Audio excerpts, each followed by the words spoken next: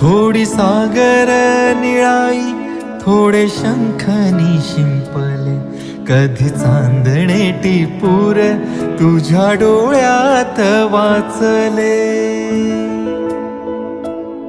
कधी उतरला चंद्र तुझ्या माझ्या अंगणात, स्वप्न पाखरांचा थवा विसावला ओंजळीत. कधी काळोख भिजला, कधी भिजली पहाट, हुंकारला नदी काठ, कधी हरवली वाट. वाऱ्या पावसाची गाज काळी भासतच दाट, कधी धुसर धुसर एक वादळाची वाट.